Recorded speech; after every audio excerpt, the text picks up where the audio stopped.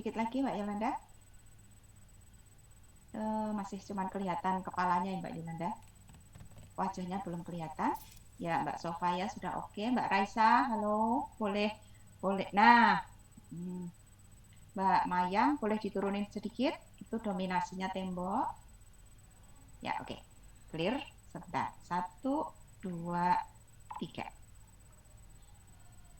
Pokoknya 15 menit itu cuma untuk foto-foto ini. Korupsi untuk foto-foto. Korupsi waktu untuk foto-foto. Ya, next. Sekarang sheet yang terakhir ya. Sheet yang terakhir di sini ada Mas Dani. Duh, kok kamu banyak sekali kameranya ya Dan? Oh, Pindah alah. laptop di barisan. Oh ya, pindah laptop. Tak kira nggak terima ya kalau cuma satu foto ya. Oke, Mas Tegar ada di mana ini? Di kontrakan Bu. Oh ya sudah. Oke, tak kira neng warteg nih apa neng warmindo ya Mas. Oke, Mbak Yolanda, saya belum melihat diri. Oh tadi sudah deh Mbak Yolanda sudah tak foto. Baik, sebentar. Ima sudah ada. Mbak Baik agak turun tapi tidak apa-apa. Mas Tarek, bisa dipasin Mas. Itu kebanyakan atap apa atap Eternit Eternit kamarmu itu yang tampak. Ya, baik, Mas. Mas Makrus, oke, sudah tampak. Pusing apa ya, Mas? Mas Makrus pusing apa?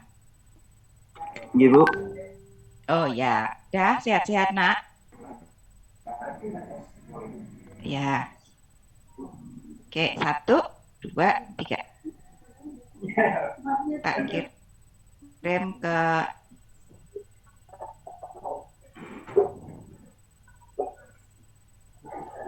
baik. Oke, semua sudah saya kirimkan ke Agung. Nanti itu adalah yang ini ya, yang tercatat di presensi. Ada sekitar 58 mahasiswa ya yang akan saya catat di presensi. Anda boleh presensi di sana, tetapi yang nanti akan saya revisi sesuai dengan jumlah yang ada di ruangan ini. Baik, terima kasih. Kalau sekarang mau off cam, dipersilahkan. Tetapi seperti pesan saya yang kemarin, kalau saya memanggil atau saya bertanya sesuatu, segera untuk menjawab ya. Kalau mau off cam, silahkan. Ya, kita mulai lanjut ke PowerPoint yang kemarin. Kita lanjut ke sini ya.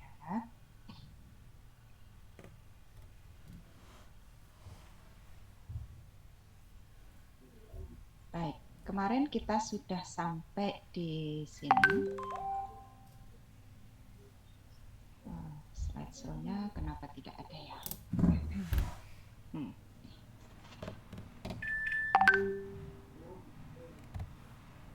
Ya.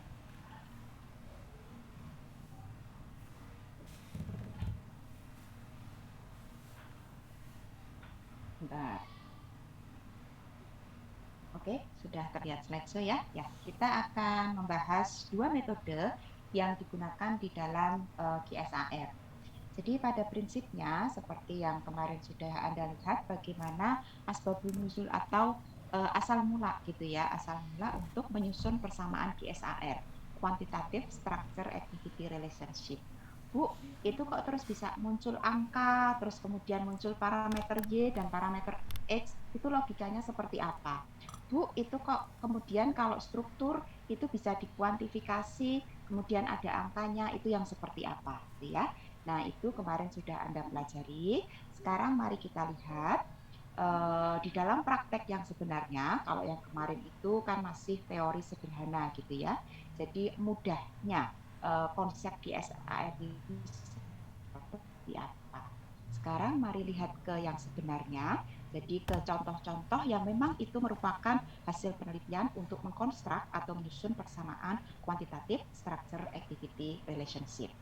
Nah, dua pendekatan yang digunakan itu yang pertama itu pasti harus ada parameter struktural atau yang kemarin Anda kenal dengan istilah deskriptor molekul. Karena deskriptor molekul itulah yang kemudian akan memberikan tetapan kimia dalam bentuk numerik atau angka dari apa? Dari suatu struktur, gitu ya. Kalau kita mengatakan struktur A berbeda dengan struktur B, bedanya adalah misalnya ada gugus OH, gitu. Yang satunya mengandung gugus hidrogen saja, kemudian struktur yang kedua itu ada gugus OH. Itu kita tidak dapat hanya mengatakan ada tidaknya gugus OH, tetapi itu harus kita kuantifikasi apa bedanya kalau ada gugus OH dan tidak ada gugus OH, yang kemudian itu ditetapkan dengan istilah atau dengan parameter deskriptor molekul. Kemarin Anda sudah tahu, bisa jadi kita bisa gunakan BM atau bobot molekul, karena jelas itu beda antara OH dengan hidrogen. Anda bisa pakai harga log P, karena harga log P itu juga dipengaruhi oleh adanya sifat polaritas dari senyawa. Kalau ada OH, OH itu adalah suatu senyawa kovalen polar gitu ya, sehingga sifatnya akan lebih polar dibandingkan dengan senyawa yang hanya mengandung gugus hidrogen. Anda juga bisa menggunakan tetapan-tetapan yang lain. Tapi yang pasti tetapan-tetapan itu bukan hanya tetapan yang digunakan secara dua dimensi, tetapi harus juga diperhatikan untuk tetapan ketiga dimensi. Kenapa saya katakan tiga dimensi? Karena suatu senyawa obat itu apabila nanti akan memberikan efek farmakologi harus berikatan dengan reseptor. Nah, saat berikatan dengan reseptor atau ada interaksi antara obat dengan reseptor, di kimia medisinal kemarin kita belajar tentang reseptor ya, itu harus ada bahwasanya obat itu memiliki fitur atau memiliki bentuk yang sesuai dengan kantong reseptor. Ya, seperti ini. Saya coba pakai yang satunya ya, untuk menjelaskan bahwasanya kenapa itu nanti strukturnya itu kita melihatnya bukan hanya dua dimensi, tetapi adalah tiga dimensi. Ya.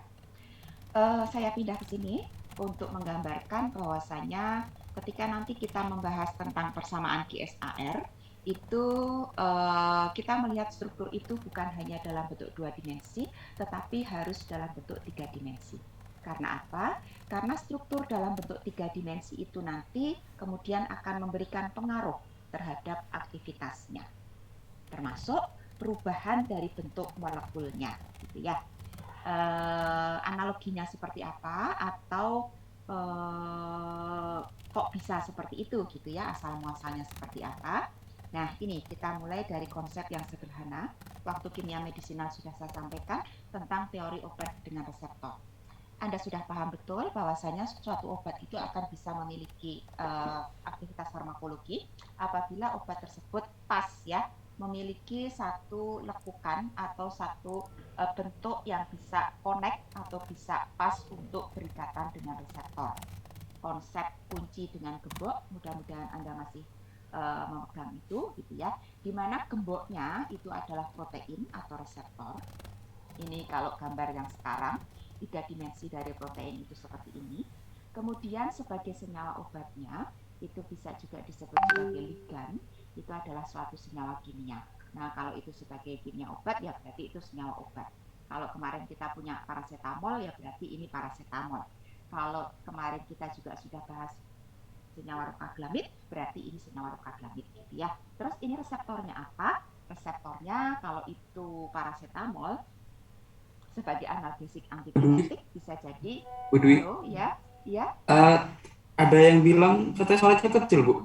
oh Tapi di saya normal tapi, Bu. bentar ya ya oke. Kecilkah saya besarkan pakai apa ya? Ya sebentar, saya stop share, tak besarkan. Sekarang lebih besar lagi malah, Bu. Sekarang lebih besar, Bu, dari yang tadi. Oh ya oke. Berarti harus saya pegangin ya sih, saya tak ngalungkan headset saya. Oke, lebih terdengar? Terdengar Ya, lebih Sudah, Bu, besar? sudah lebih terdengar. Oke, baik. Tak ulang lagi.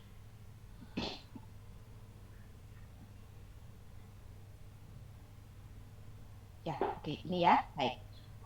tadi saya sudah cerita bahwasanya suatu senyawa obat itu tidak bisa hanya dilihat dari struktur dua dimensi.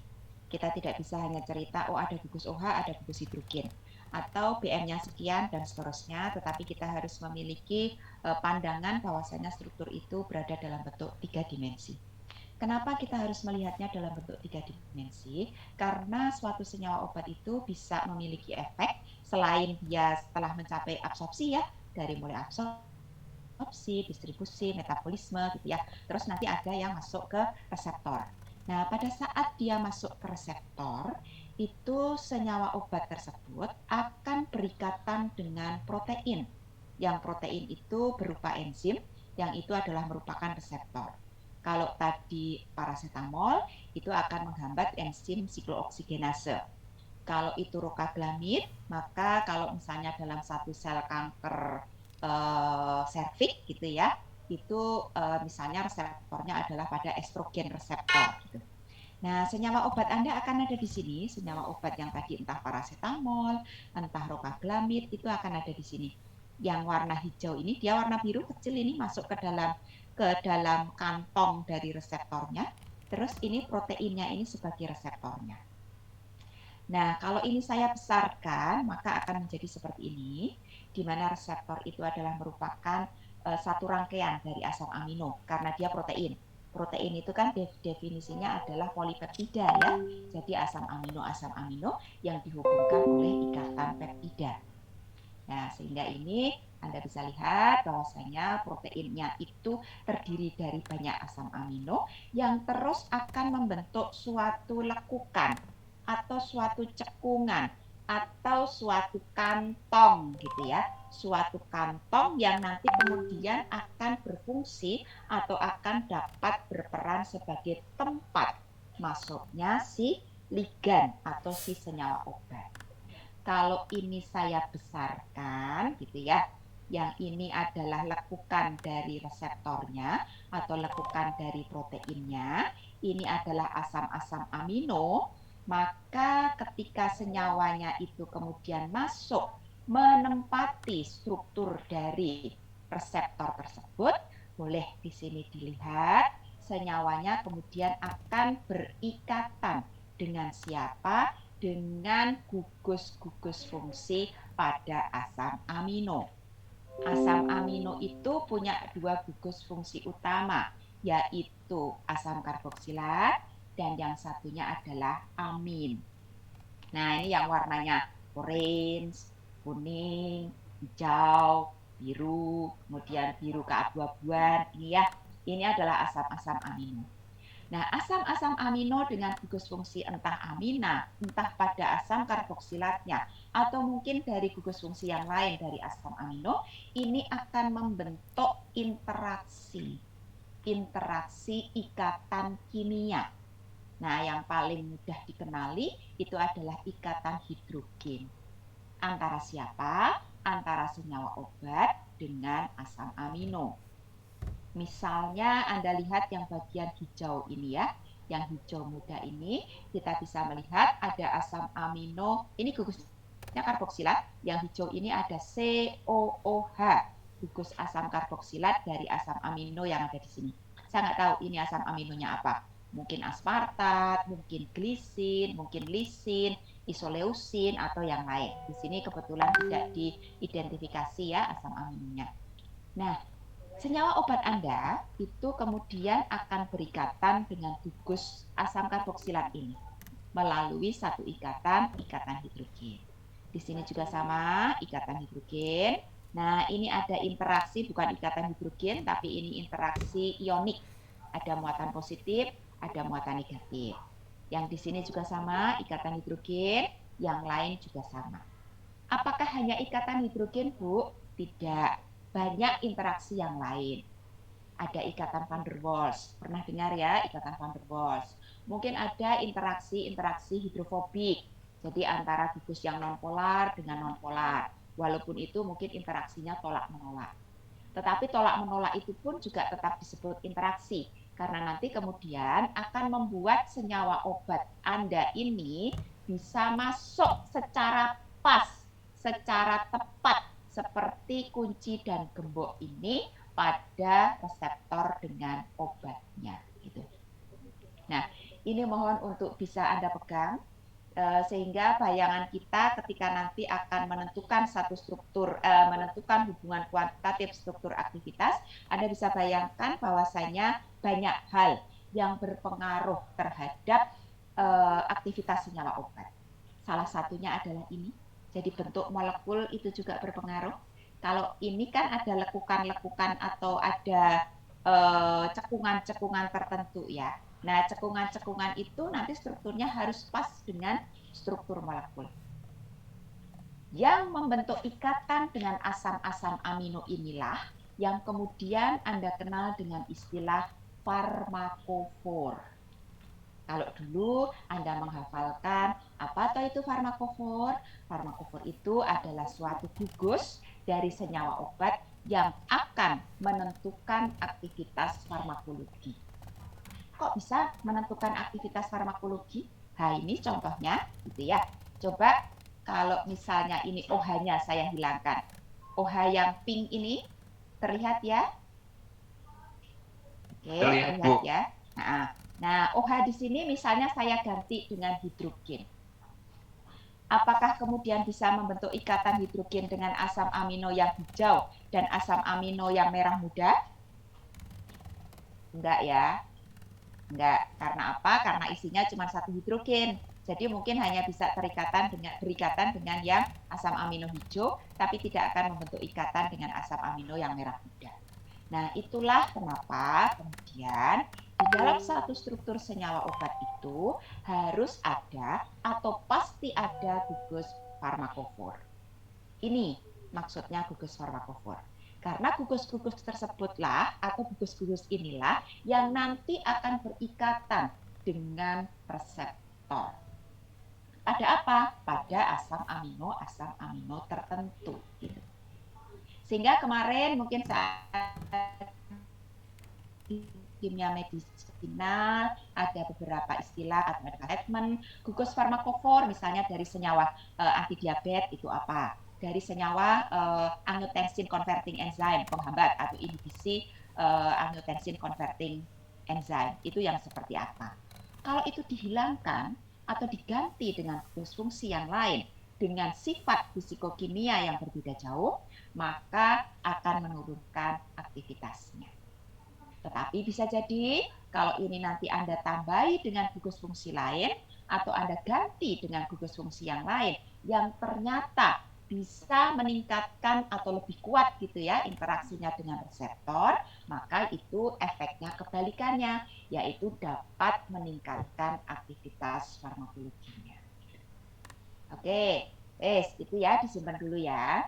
Nah, apa yang ingin saya sampaikan dari slide ini atau dari penjelasan ini, bahwasanya ketika kita membahas aktivitas senyawa obat, dilihat dari tinjauan struktur, maka Anda harus melihatnya bukan hanya dari parameter-parameter 2 dimensi, tetapi juga harus dilihat dari parameter 3 dimensi. Salah satunya bentuk molekul.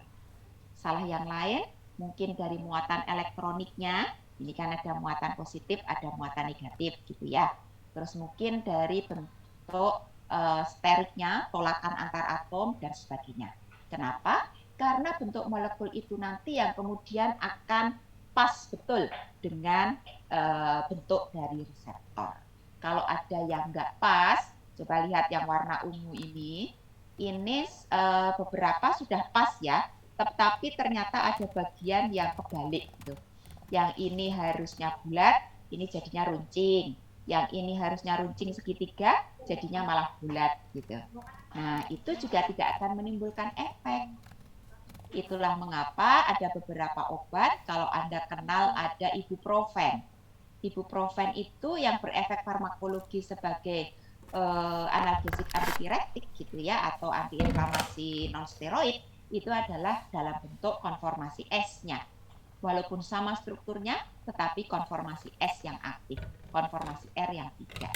Atau mungkin chloramphenicol bisa berefek sebagai antibakteri, itu hanya yang berkonformasi R dan S. yang lain tidak. Nah, itu karena logika-logika seperti ini, bahwasanya dia harus pas dengan fitur atau bentuk dari reseptornya. Sudah ya, disimpan dulu pengertian ini. Sehingga mulai sekarang, pandanglah struktur itu sebagai struktur 3 dimensi. Saya kembali ke penjelasan yang ini tadi.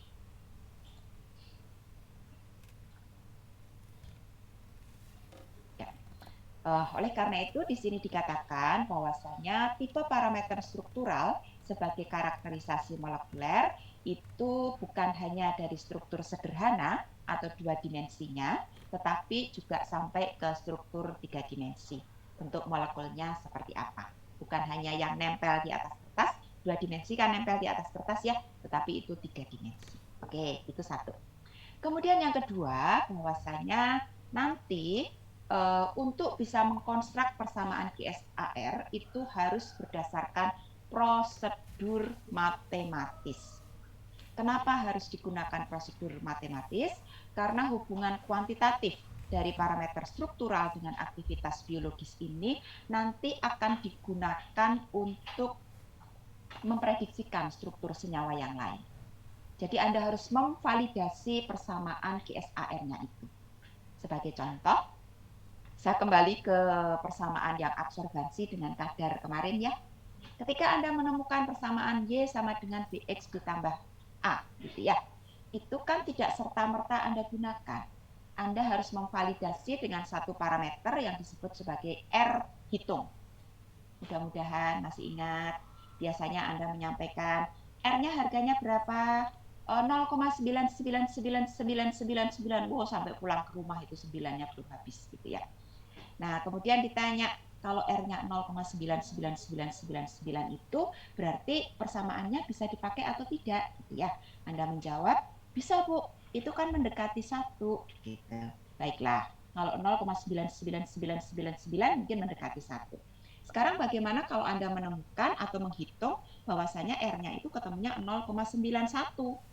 Wah, ragu-ragu ini. Kemarin ketemunya 0,99.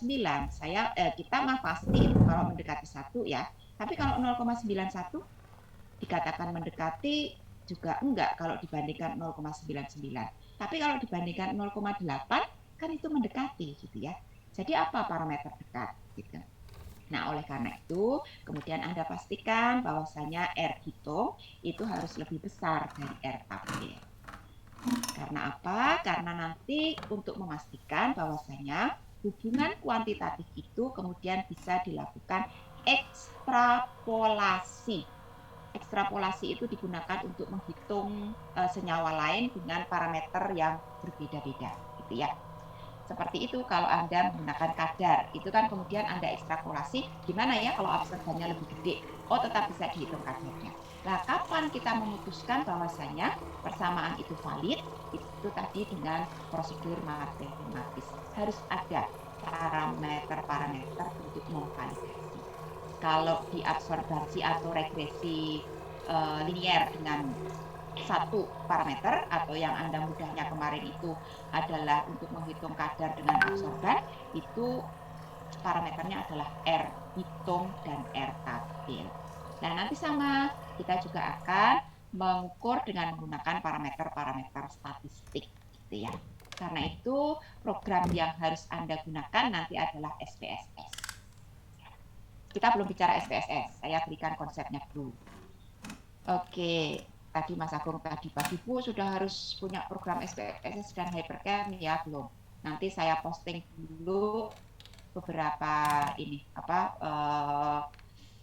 link-link untuk mendownload dan menginstal program SPSS dan Hypercare. Oke, lanjut next. Apakah jalan PowerPoint saya?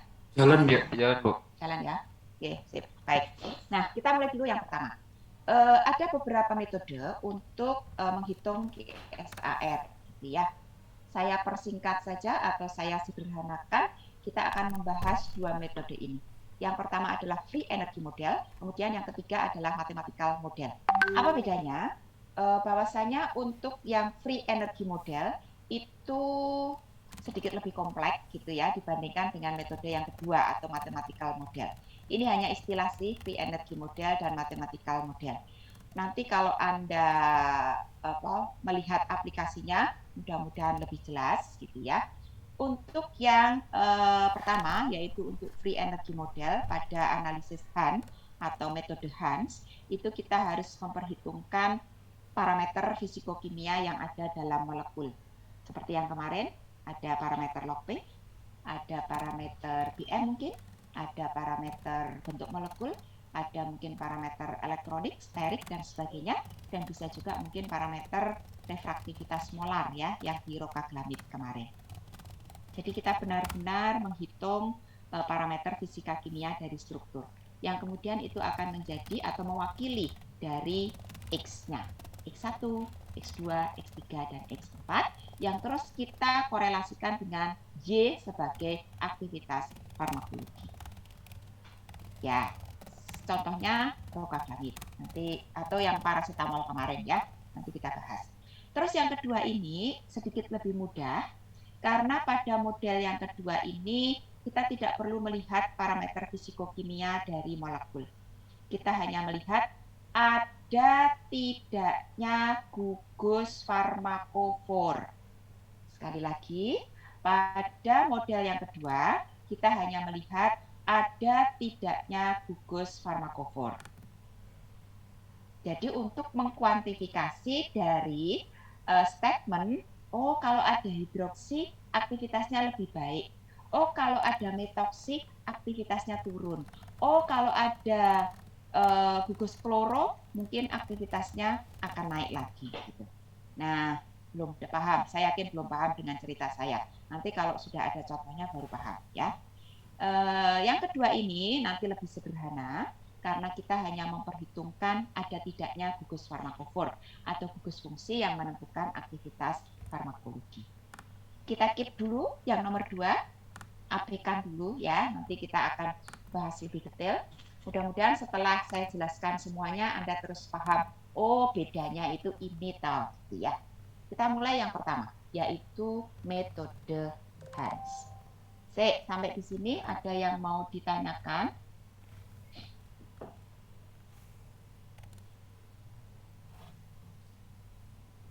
Belum ada? Baik.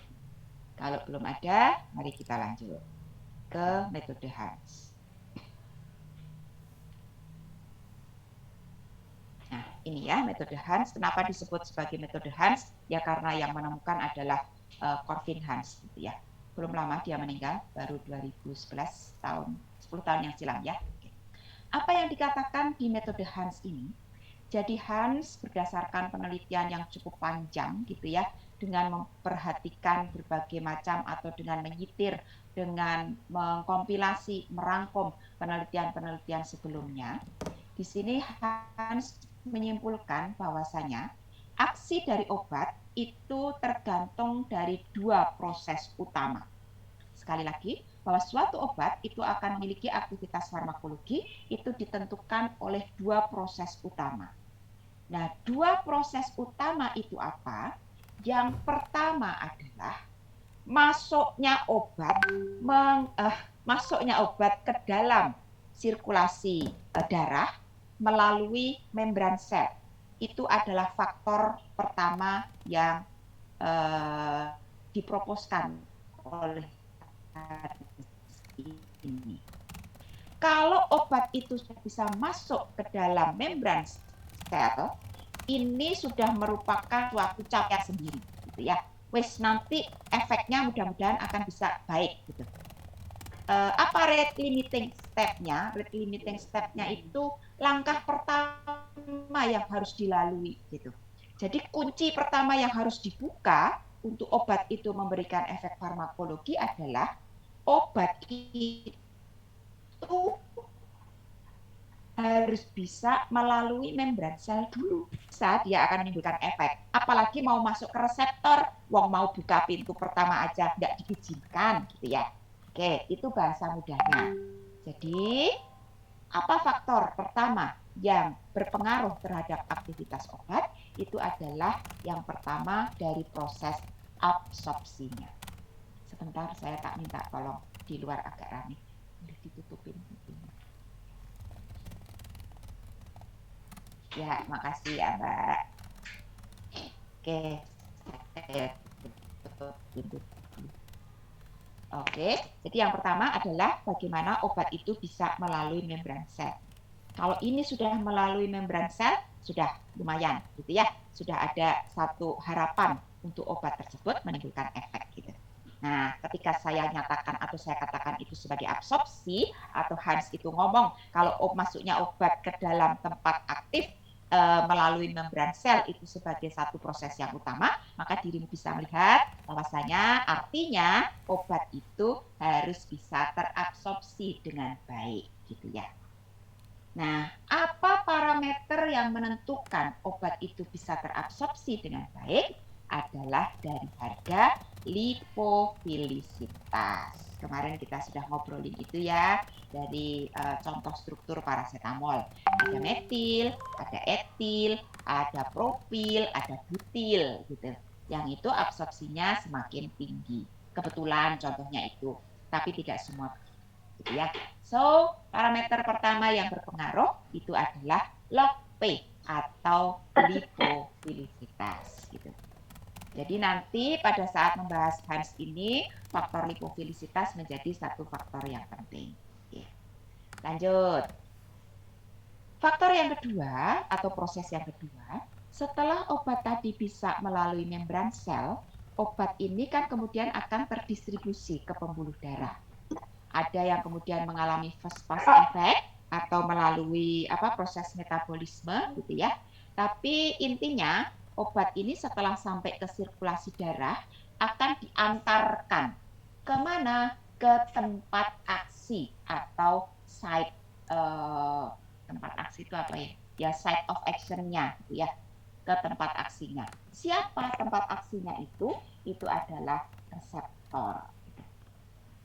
Oleh karena itu, faktor yang kedua yang berpengaruh terhadap aktivitas obat itu adalah bagaimana interaksi antara reseptor dengan obat. Nah, kalau yang ini tadi yang barusan tak jelaskan gitu ya, atau yang barusan Anda dengarkan tadi, bahwasanya interaksi dari reseptor itu akan dipengaruhi oleh tadi bentuk dari obatnya. Yang di sini kemudian dikenal dengan istilah faktor sterik. Seberapa gemuk, seberapa kurus, oh ada bagian yang meruah di sisi kanan, oh ada bagian yang ramping atau langsing di sisi sebelah kiri, yang bagian tengah itu harusnya melekuk dan sebagainya. Itu yang disebut sebagai faktor sterik atau keruahan gugus substituen. Karena faktor sterik atau bentuk dari molekul itulah yang nanti kemudian akan pas dengan lekukan dari atau kantung dari reseptor gitu. Jadi faktor yang pertama ada yang kedua atau faktor yang pertama dari interaksi dengan sisi reseptor itu adalah faktor sterik. Tadi sudah saya gambarkan bahwa itu ada kantong-kantong tertentu ya. Jadi bentuk molekulnya harus sesuai dengan kantong-kantong itu. Kalau dia melekuk ya berarti harus ada yang gugus yang besar, yang mungkin bentuknya bulat. Kalau dia runcing berarti nanti harus ada gugus yang bentuknya juga meruncing gitu dan sebagainya. Jadi kedua itu adalah faktor sterik. Ketiga yang kaitannya dengan reseptor setelah tadi faktor sterik itu adalah interaksi ikatan yang tadi Anda sudah lihat. Ada interaksi ionik, ada yang muatan positif dari obatnya, muatan negatif dari asam amino, atau kebalikannya, ada muatan positif dari protein atau reseptor dan muatan negatif dari obatnya. Interaksi ikatan hidrogen, tadi harus ada gugus asam karboksilat, kemudian ada hidrogen, atau mungkin dari aminanya dengan hidrogen, atau aminanya berasal dari obat, hidrogennya dari asam amino, dan sebagainya. Nah, muatan-muatan elektron dari gugus-gugus itulah yang kemudian kita kenal sebagai faktor elektronik atau kerapatan elektron dari gugus yang terikat. Baik, jadi konsep dari Hans ini adalah kita akan memperhitungkan dua faktor faktor ini, dua proses utama yang akan berpengaruh terhadap proses farmakologi, yaitu proses absorpsi dan proses interaksi antara obat dengan reseptor. Proses absorpsi ditentukan oleh lipofilisitas, walaupun sebenarnya masih ada yang lain ya. Untuk bisa melalui membran sel itu kan BM juga berpengaruh ya. Tapi biasanya sih yang lebih dominan itu adalah harga log P atau lipofilisitas. Kemudian yang kedua itu adalah proses saat obat itu sudah terabsorpsi yang kemudian akan menuju ke tempat aksi dan berikatan dengan reseptor. Nah, dua faktor utamanya adalah faktor sterik dan faktor elektronik. Dalam pendekatan Han ini kita harus menghitung atau mengetahui parameter-parameter ini, yaitu log P, sterik, elektronik, atau mungkin parameter-parameter yang lain, tetapi ada korelasinya dengan dua proses ini, proses absorpsi dan proses interaksi obat dengan reseptor. Gitu. Nah, nanti bentuknya akan bisa linier seperti ini, tapi juga akan bisa dalam bentuk non-linier. Ini saya tidak bisa detail menjelaskan ya, soalnya spesifik dengan aktivitas farmakologi masing-masing. Ini dan tidak bisa diprediksi, tetapi bisa dilihat apakah itu linear ataukah non-linear. Bisa Anda cermati di artikel Rokaglamid. Itu ada yang linear, ada juga yang non-linear. Jadi kalau linear itu betul-betul berbanding terbalik atau berbanding lurus ya. Tapi kalau non-linear itu biasanya bentuknya kurvanya sigmoid.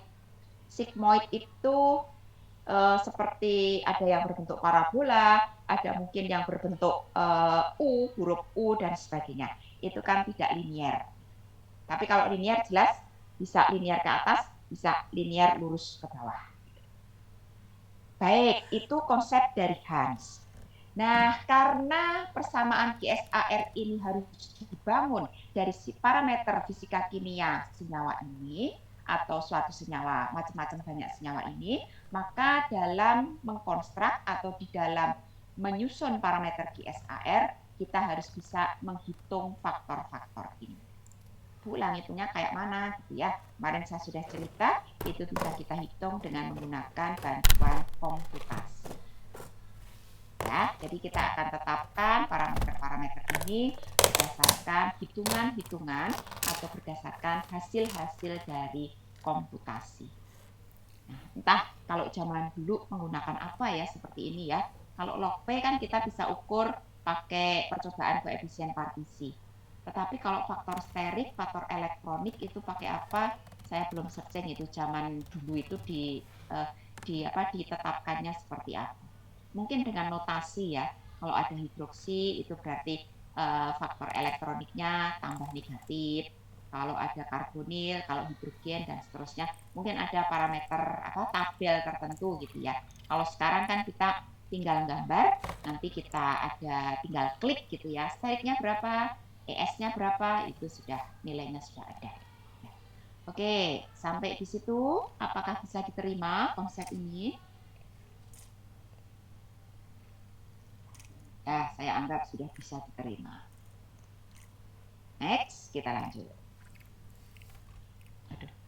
Nah, ini untuk Hans analisis ini saya bisa jelaskan dari artikel Rokaglamid akan lebih paham karena di sana benar-benar bisa dilihat bagaimana perbedaan dari gugus fungsi yang kemudian itu dipengaruhi atau dilihat berdasarkan satu, proses dari absorpsinya, yang kedua itu adalah proses interaksi antara obat dengan reseptor. Ya, saya stop share terlebih dahulu. Oke, terus saya ganti ke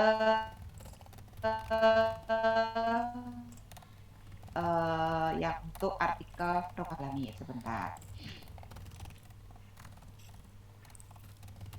Siap-siap ya untuk nanti akan saya beri waktu untuk Anda memahami dulu yang saya share di Google Classroom.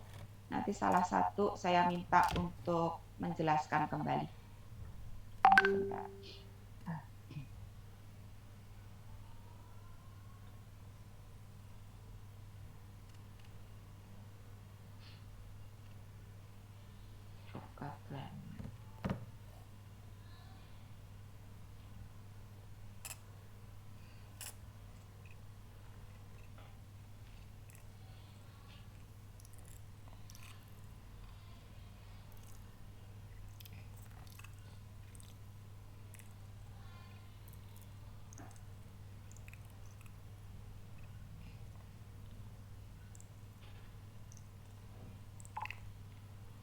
Ya, saya share untuk rokaglamidnya. Sebelah mana ya?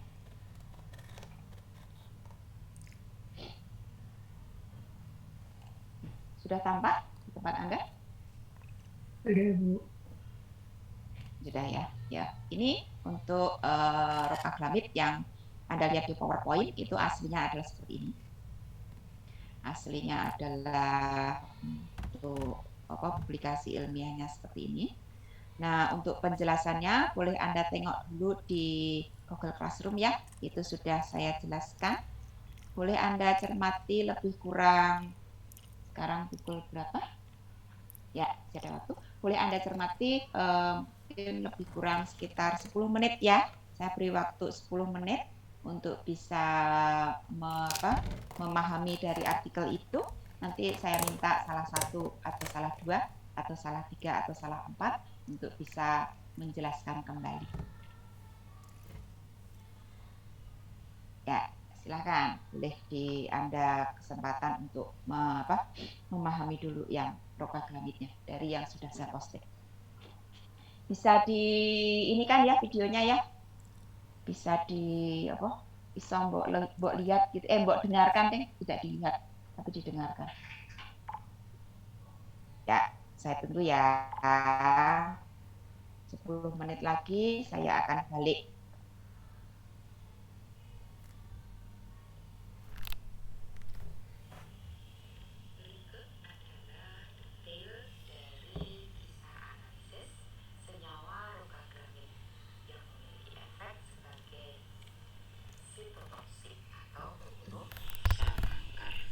Penelitian ini dilakukan oleh berikut adalah detail dari kisah analisis senyawa rokaglamid yang memiliki efek sebagai sitotoksik atau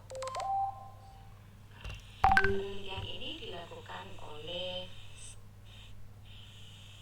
berikut adalah detail dari kisah analisis senyawa rokaglamid yang memiliki efek sebagai sitotoksik atau pembunuh.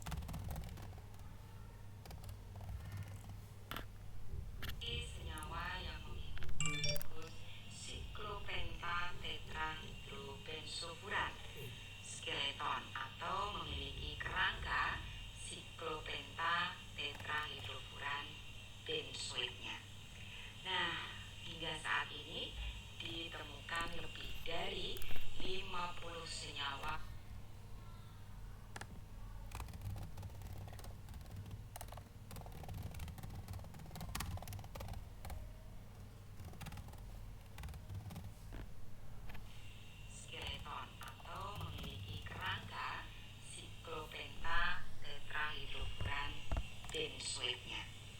Nah, hingga saat ini ditemukan lebih dari 50 senyawa turunan rokagranit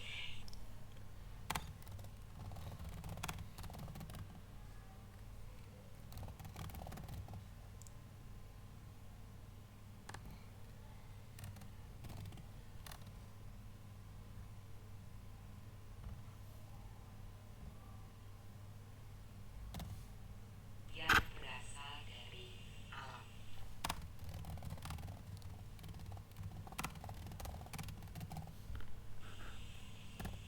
Senyawa ini kemudian menjadi satu senyawa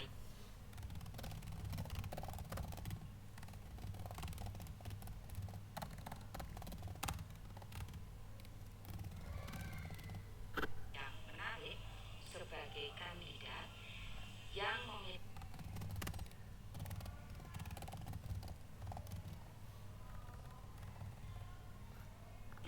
aktivitas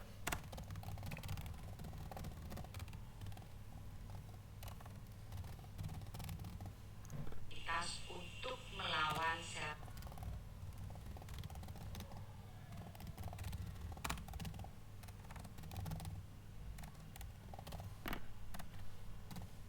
kanker atau dalam kemoterapi sel kanker.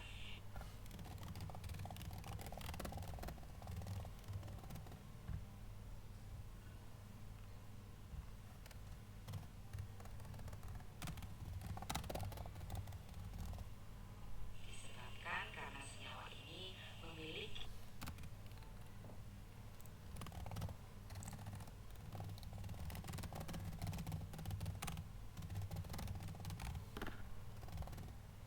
menarik sebagai kandidat yang memiliki aktivitas untuk melawan sel kanker atau dalam kemoterapi sel kanker. Disebabkan karena senyawa ini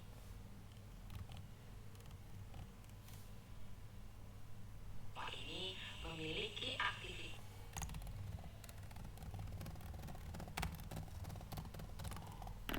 sitotoksik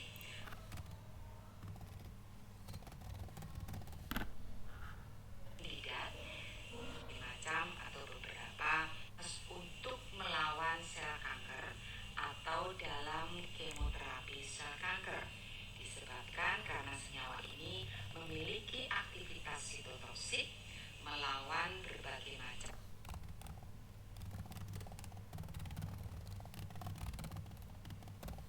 atau beberapa jenis sel kanker. Kuantitas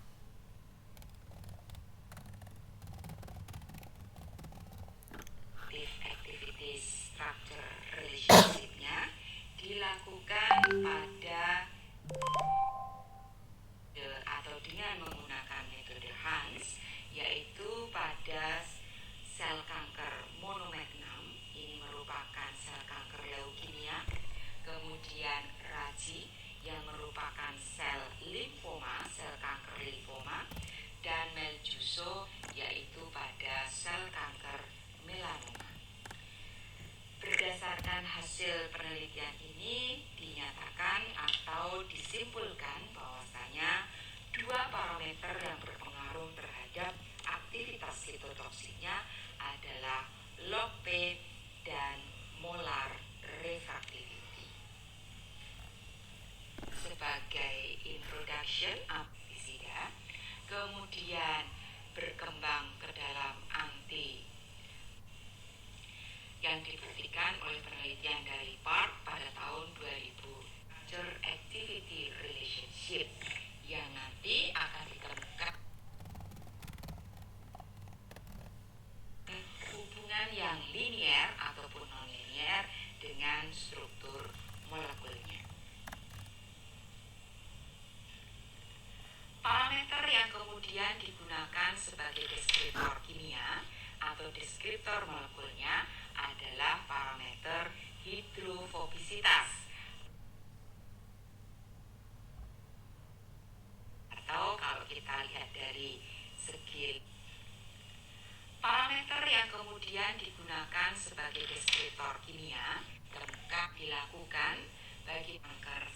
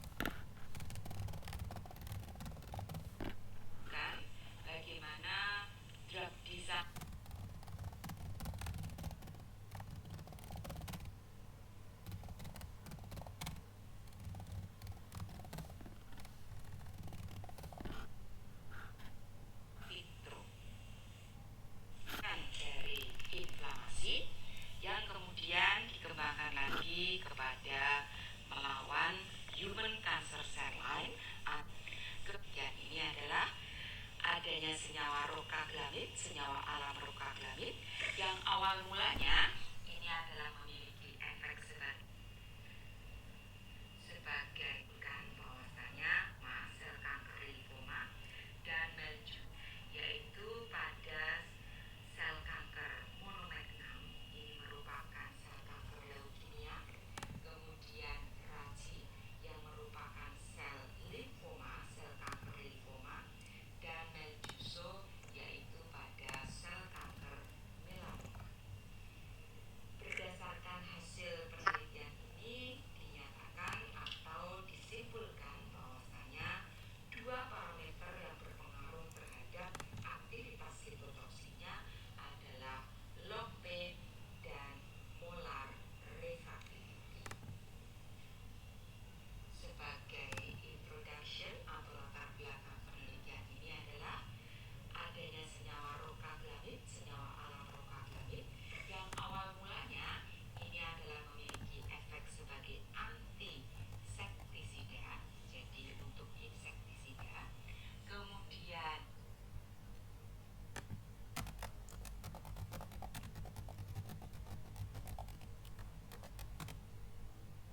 berkembang ke dalam anti penghambatan dari inflamasi yang kemudian dikembangkan lagi kepada melawan human cancer cell line atau melawan sel kanker secara in vitro yang dibuktikan oleh penelitian dari Park pada tahun Baik. 2005. Halo.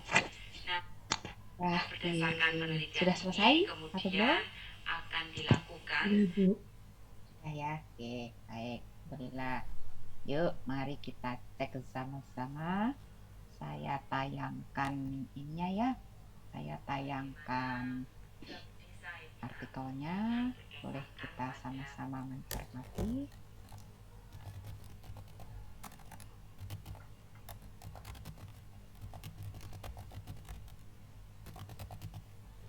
dibuktikan oleh penelitian dari Park pada tahun 2005.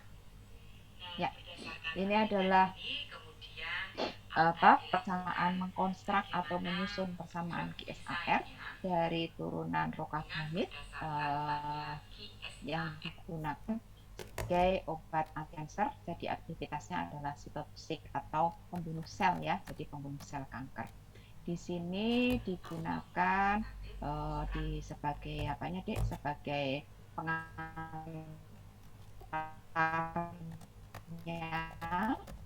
Ini dijelaskan tentang ingin menyampaikan senyawa apakah Izin menyampaikan, Bu. seperti Iya, Bu. ya, silakan In. Jadi rokaglamid itu merupakan senyawa turunan dari gugus siklopentatetrahidrobenzofuran skeleton. Oke, dia diperoleh dari apa? Dari tanaman atau dari hewan atau dari hasil sintesis atau dari reaksi kimia? Dari tanaman, Bu. Ya, tanaman ya. Di sini dikatakan bahwasanya exclusively in member of genus Aglalia ya. Sayangnya saya belum menemukan. Ada yang sudah searching genus Aglalia itu golongan apa ya? Ada yang bisa membantu searching kan? Jadi begini ya teman-teman, kalau melihat jurnal itu memang harus siap-siap di depan laptop dan siap-siap googling. Kalau ada satu dua yang menarik atau yang belum dipahami, itu segera googling gitu, sehingga Anda bisa paham secara lebih cepat gitu ya. Oke, apa genus Aglalia itu kira-kira senyawa tanaman apa itu? Adakah petunjuknya dari googling Anda? Salah satunya kayu mahoni mungkin, Bu. Ya, ini.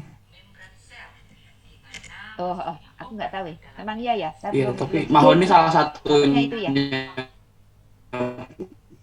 Oh, mahoni salah satunya. Baik, berarti tak bayangkan itu berasal dari tanaman seperti itu. Yang Anda tahu kalau mahoni itu apa yang menarik di dalam mahoni? Eh, buahnya itu bentuknya Buahnya. itu. Buahnya Iya. yang besar itu ya. Terus di dalamnya, di dalam buahnya itu ada apa, Bung? Yang coklat yang kalau itu dari atas bisa terbang. Yang kalau udah kering Terus bisa itu di terbang itu, Bu? bagian ujung. Iya, Iya betul. iya, Yang berlapis-lapis ya. belum bisa membayangkan boleh nanti searching tanaman mahoni ya, mahoni. Oke. Setelah setelah dia bisa terbang itu turun ke bawah, itu kan ada apanya tuh?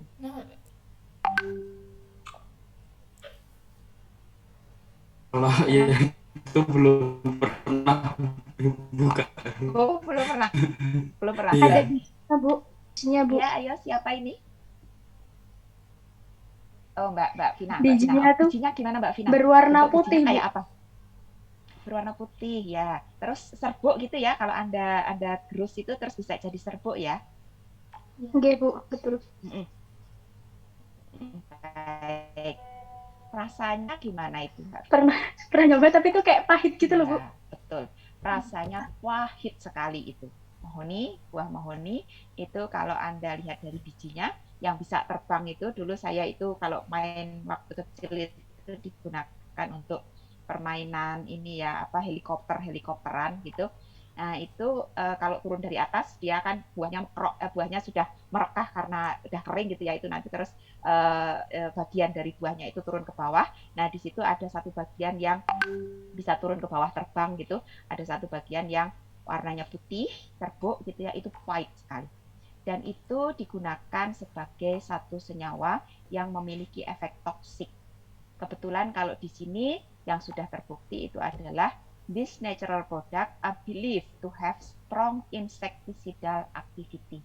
Jadi memiliki efek toksik yang digunakan untuk serangga, gitu ya, untuk pembunuh serangga gitu. Mungkin digunakan untuk itu menyemprot tanaman kalau misalnya ada serangga.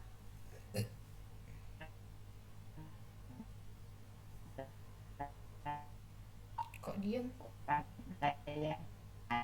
Dari penelitian ini atau apa pelajaran yang bisa kita ambil dari sini gitu ya, bahwasanya senyawa-senyawa toksik yang berasa pahit di dalam tanaman itu yang kemudian terbukti bisa membunuh satu organisme yang lain itu kemudian akan dikembangkan sebagai obat anti kanker. Karena apa? Karena tadi kan berpijak dari itu toksik pada organisme lain, berarti kemungkinan juga bisa toksik terhadap sel tubuh kita, yaitu sel kanker. Jadi kemudian itu dikembangkan sebagai senyawa anti kanker. Nah, ide ini bisa Anda kembangkan, boleh kalau Anda mau PKM atau mau ikut karya tulis artikel karya ilmiah gitu ya. Itu cari senyawa-senyawa yang seperti ini.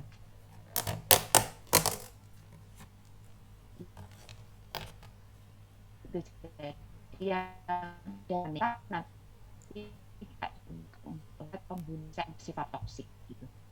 Contoh yang lain ada mungkin kakak tingkatmu ya yang satu baru mau meneliti tentang efek sitotoksik dari Anda tahu ini dek apa lalat sebentar namanya apa sih tomcat, ada yang pernah Pernah, Bu. Pernah, Bu. Ya, itu baru kapan dulu itu ya tahun berapa gitu ya booming ya diserang tomcat gitu ya. Nah, ternyata di dalam alat tomcat atau di dalam serangga tomcat itu ada senyawa toksik yang disebut sebagai pederin, pseudopederin dan pedron. Kalau dari strukturnya adalah gitu ya, itu suatu senyawa heterosiklik juga yang kemudian itu dikembangkan karena bersifat toksik itu juga digunakan sebagai atau memiliki efek sebagai anti kanker.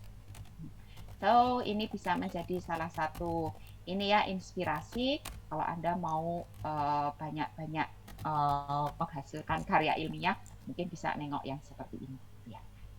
Nah, yang tomcat itu sekarang baru diuji komputasinya menggunakan kimia komputasi untuk dicobakan pada protein reseptor untuk sel kanker gila, ya estrogen reseptor. Sedang berjalan penelitiannya, kakak tingkat Anda angkatan 2018 ya, baru OTW. Oke, lanjut ke sini. Baik, tadi dikatakan Mbak Ima kalau itu berasal natural product gitu ya, rokaglamid diolah semua tanamannya semacam mahoni gitu ya, percaya aja sama Mas Agung ya, itu mahoni gitu.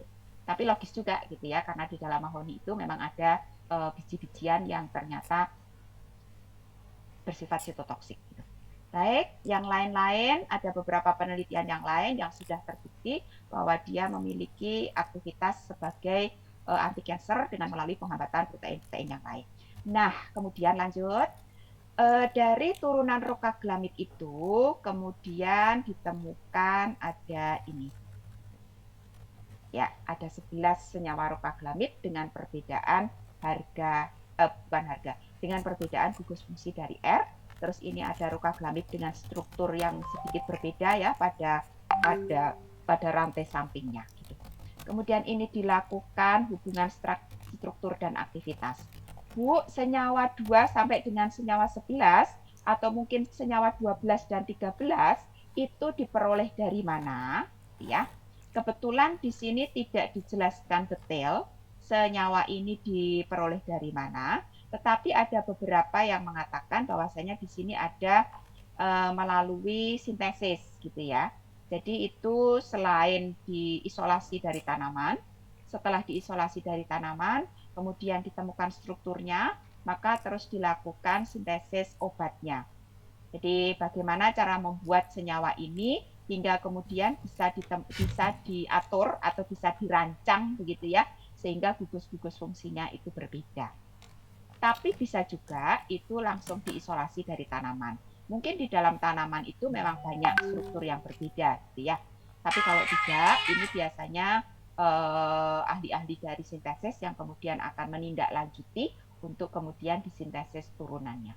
Seperti kurkumin, itu kan kemudian disintesis banyak turunan dari kurkumin. Tapi bisa juga memang langsung dari tanamannya ada yang sudah ada. Okay, next. Jadi kita akan punya ke-11 dari senyawa, ke-13 tambah satu lagi. Kemudian akan dilakukan permodelan untuk QSAR-nya. Nah, penggunaannya adalah atau metodenya itu dengan menggunakan metode Hans gitu ya. Di metode Hans dalam percobaan ini akan mengukur atau akan dihitung dua faktor, yaitu faktor hidrofobicity dan faktor sterik. Hidrofobicity atau lipofilisitas itu dari harga lokal dan faktor sterik itu dari MR-nya, faktor sterik dari MR. Nah, sekarang Anda bisa lihat itu mengikuti aturan Hans tadi ya, atau mengikuti konsep dari Hans. Yang log P itu adalah untuk bagaimana senyawa itu bisa melalui membran sel atau terabsorpsi. Kemudian yang faktor sterik itu lebih banyak berhubungan dengan bagaimana si rokaglamid ini akan bisa berinteraksi dengan reseptor. Dua faktor ini yang kemudian akan diperhitungkan. Terus caranya bagaimana untuk mengukur harga log P dan untuk mengukur harga MR.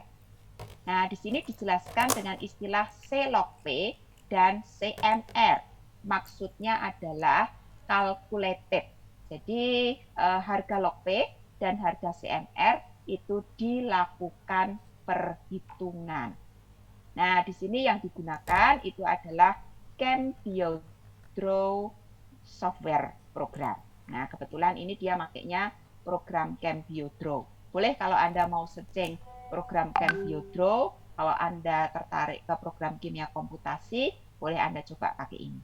Nah, yang dari saya, itu saya pakai program HyperCam saja, yang lebih mudah dipakainya, gitu ya. Itu sudah saya posting di Google Classroom Anda. Boleh dilihat untuk yang program HyperCam, nanti setelah selesai kuliah ini ya, boleh itu Anda ikuti step-stepnya satu by satu, one by one gitu ya. Dicoba untuk di-download, terus kemudian diinstal, terus kemudian Anda lihat tutorial penggunaannya. Oke, saya keep dulu. Nah, dari hasil perhitungan komputasi, nanti akan bisa dihitung, terukur harga log P dan harga MR-nya. Maka dimasukkan ke dalam tabel ini. Nih, harga C log P dan harga CMR. Ini diperoleh dari mana? Dari program komputasi. Caranya bagaimana? Gambar di komputer, di program tersebut, terus kemudian Anda klik parameter yang diminta. maka akan keluar angka-angka ini. Oke, sudah. Nah, parameter yang kedua itu adalah parameter aktivitas sitotoksik. Yang di sini dijelaskan bahwasanya IC50 data atau data 50% penghambatan sel kanker itu diperoleh dari ini kan inhibit 50% growth of cancer cell, itu diperoleh dengan menggunakan, itu dicobakan ke dalam ke dalam sel-sel kankernya. Jadi ada satu plate begitu yang itu isinya sel kanker, kita berikan senyawanya, kemudian kita tunggu dalam waktu tertentu, nanti dilihat berapa persen yang pertumbuhannya terhambat gitu ya. Oke, sehingga nanti akan muncul data ini, dihitung IC50-nya. Ini untuk satu sel kanker pertama, sel kanker kedua, sel kanker ketiga gitu. Jadi ketemu penghambatan dari aktivitas inhibisi pertumbuhan sel kankernya. Terus untuk harga calculated koefisien partisi itu kalau di sini ada juga yang kemudian di sini dikatakan bahwa merupakan seperti yang saya jelaskan kemarin, merupakan koefisien partisi pada N-oktanol dan air yang dulu Anda lakukan di farmasi fisik ya.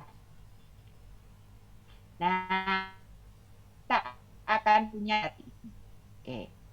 Apakah ini sudah tersusun persamaan QSAR-nya? Belum.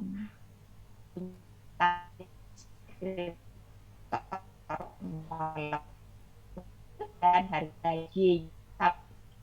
Ada yang mau menjelaskan kira-kira bagaimana cara memperoleh persamaan Y sama dengan X plus A dari data ini? Yuk, siapa yang mau mencoba? Gak usah detail, yang kau pahami dari ini saja. Ada? Siapa?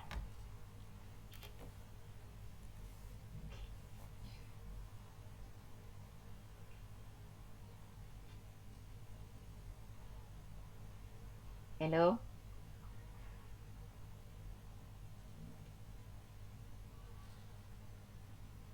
Belum punya gambaran? Ya, baik. Mungkin bingung ya dengan dari mana ini kok bisa muncul angka-angka aneh itu ya. Punya data dari komputasi ini, kemudian kita akan menggunakan program yang kedua, yaitu ini deh. Then, we determine the best linear or linear regression equation between the properties of hydrophobic and steric with cytotoxic activity data from dari penelitiannya. Jadi ini dilakukan oleh Baumestengel tahun 2000. Kemudian kita akan menggunakan by using apa? By using SPSS statistik program. Ya, pantas Anda diam aja gitu ya, karena belum membayangkan SPSS apa. By the way, saya mau tanya, waktu praktikum farmakologi sudah suruh hitung ANOVA belum? Sudah, Ibu. Udah, Bu. Sudah. Udah, Bu. Berarti wes pakai program SPSS ya? Udah, Bu.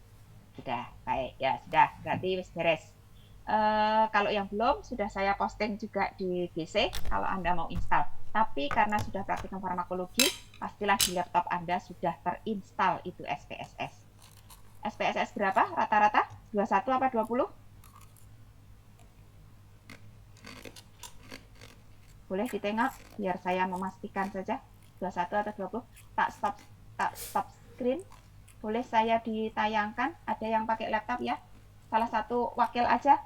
Boleh saya ditayangin SPSS-nya yang berapa yang terinstall di laptop Anda? 20, 21, atau 16? Siapa? Tayangin Aswa, tidak saya suruh ngoperasikan kok, tenang. Cuman saya pengen tahu sudahkah terinstall di tempat Anda. Salah satu atau dua, boleh share screen.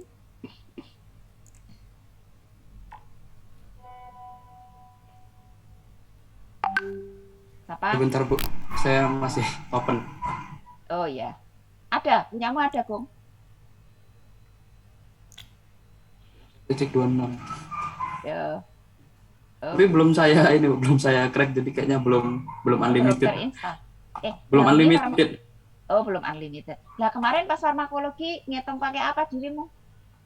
Pakai SPS, Bu. Pak- Tapi Mas Aji Aji Ya, yang ngitungin. yang ngitungin. Oh Dia ya, kan ada Aji nggak di ngerjainnya sini? bareng. Oke, oke. Ada Aji nggak di sini? Ada, Bu. Ya, Ci. Aji. Lagi nggak pakai laptop. Yeay. Ya, siapa yuk? Tunjukin. Minggu depan saat kuliah semua pakai laptop ya. Soalnya tak kon memperagakan. Jadi jangan pakai HP. Minggu depan pakai laptop. Nanti saya minta untuk tunjukkan karena kita akan mengoperasikannya. Siapa yang mau menunjukkan SPSS-nya? Untuk memastikan saja kok biar saya tenang kalau sudah ada yang terinstall. Jadi tugas saya tidak banyak karena Anda sudah pernah paham tentang SPSS. Yuk, siapa? Mbak Nada, Mbak Elsa Nada? Ada nggak SPSS-nya?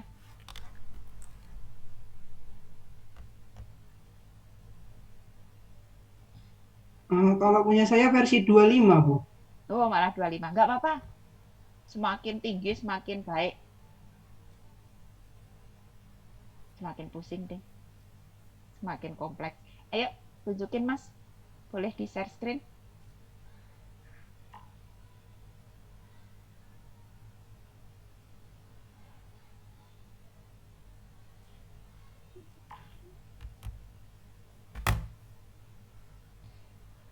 Satu lagi. Yuk, satu aja. Setelah itu tak tutup wes kuliahnya. Nah, oke Farhan. Tak tutup kuliahnya, mungkin Anda sudah kuliah yang lain. Ya, ya wis. Kipiro 25. 26. 25, Bu, di atas 25. ini. Ya, sip. Ya, intinya sama sih ya, 25. Paling ada beberapa fitur yang sedikit berbeda ya. Boleh untuk disimpan dulu. Jadi yang satu adalah program Hypercamp, yang satu adalah program SPSS. Minggu depan kita akan praktekkan. Saya akan berikan data-data yang sederhana dahulu untuk kita masukkan ke program SPSS. Dimulai dari untuk mengukur ini dulu, mengukur parameter kita coba yang Hypercamp dulu sebentar. Nggak akan sampai Hypercamp yang high gitu, enggak, karena itu cuma saya gunakan untuk menunjukkan ada program ini, menggunakannya yang sederhana seperti ini. Nanti kalau Anda mau explore program Hypercamp, mata kuliahnya kimia komputasi ya. Jadi tidak akan saya ke sana. Tapi kalau SPSS harus. Karena SPSS ini nanti akan kita gunakan juga untuk yang metode kedua yaitu Free Wilson. Jadi Anda harus pahami, tolong dibuka lagi prosedur SPSS-nya, analisisnya, langkah-langkah memasukkan data, dan sebagainya. Ya, boleh stop share, Mas Farhan. Terima kasih.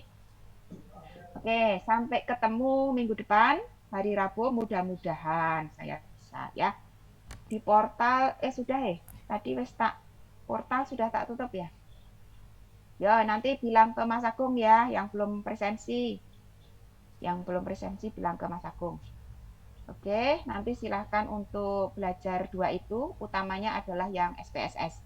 Untuk yang Hypercamp boleh Anda eksplorasi semampunya ya. Tapi kalau SPSS harus ada karena itu merupakan satu cara untuk bisa mengkonstruk atau menyusun persamaan GSAR. Baik, terima kasih. Saya akhiri sampai di sini. Mudah-mudahan bermanfaat. Sampai bertemu minggu depan.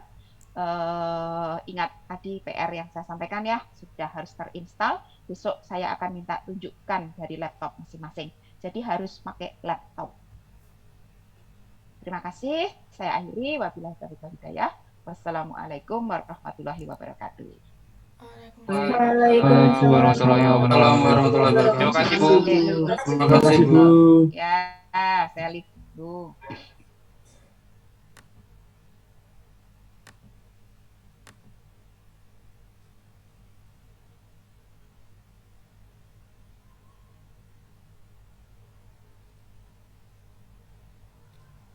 Agung izin konfir belum presensi. bunga